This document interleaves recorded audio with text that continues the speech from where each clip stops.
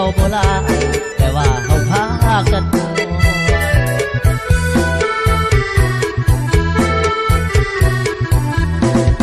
เว้าเรื่องสุราปิ้งมาว่าจังสิแม่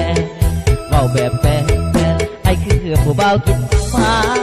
ฟัดปวดอีหลีนาลีกับเฮาบอกยาแนวนี้ละนะเขาว่าขาดสวรรค์มืออด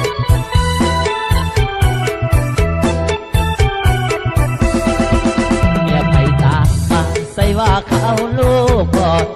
สาวน้อยงามงอนยืนพอนก็แตกเบิ้งเงิน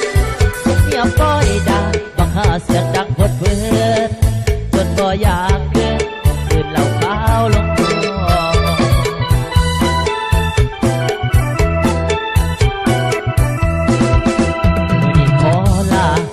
ก็เด้อสหายยกมือบายบายอย่าตายพร้อมเราบอกยาเก็บแก้วเก็บดอกสิออกมาเด้อกันนี่เมียบ้างขอลาก็เด้อสาวไว้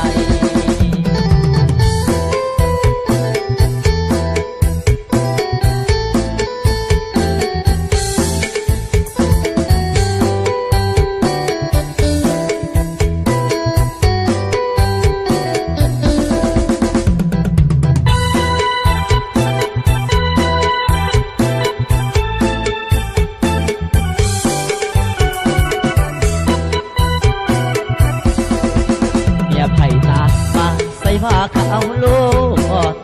สาวน้อยกลางกอดยืนโฟนก็แตกเบิ้นเบิ้นเมียป้อยด่าบังหาเสียงดังพดเบิ้นจนบ่อยากเกินเป็นเหล่าขาวลงมื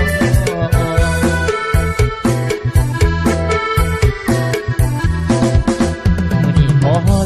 ขอลาก็เด้อสหายยกมือบายบายอย่าตายพร้อมเราบอกยาแก้วเก็บดอกสิออกมาเด้อกันมื้อนี้เมียบ้างขอลาก็เด้อสาวไว้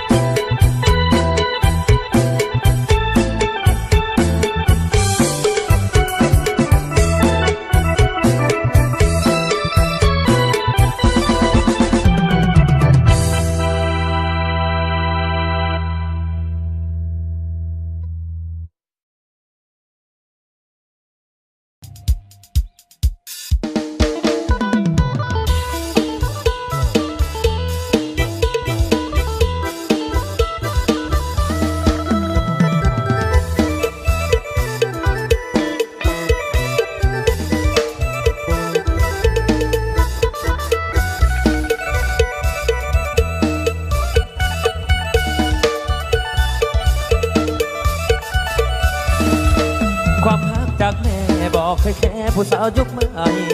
พอท่านหอดหม้อปลาก็ไม่ใจผู้บ่าวสำน้อยบ่หูจักอายเรื่องได้จารีที่ทองเอาผัวแต่น้อยปล่อยตัวมั่วแนวบ่แม่นยุคสมัยนี้สังคมออนไลน์และบังอาจส่งข้อความนัดทั้งเฟซแต่พอหน้าแฟน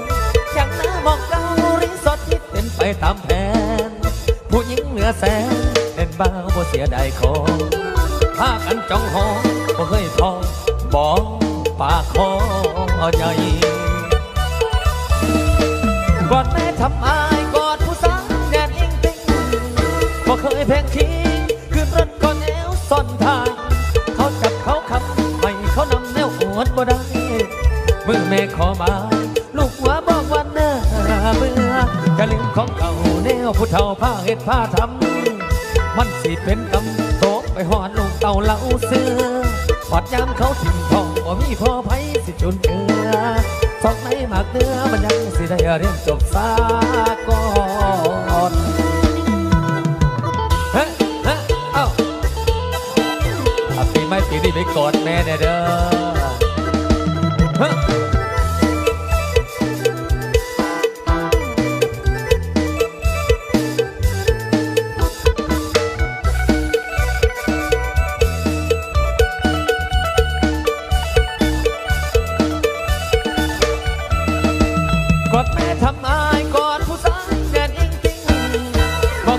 เคียงขึ้นรถก่อนแนวซ่อนทางเขาจับเขาขังไม่มีเขานำแนวโหดบ่ได้เมื่อแม่ขอมาลูกหัวบางวันหน้าเบื่ออย่าเล่นของเก่าแนวผู้เฒ่าผ้าเฮ็ดผ้าทำมันสิเป็นกำโตไปหอดตรงเต่าเล้าเสื้อวาดย้ำเขาถิ่นทองพอมีพ่อไผสิจุนเจือสอกในหมากเนื้อมันยังสิได้เรียนจบซะก่อนเป็นผู้ทหารกลับมากอดแม่ยังมอดทันสายอีตนเสียตัวเองเนาะพี่น้องนะอดฟังเอาเด้อ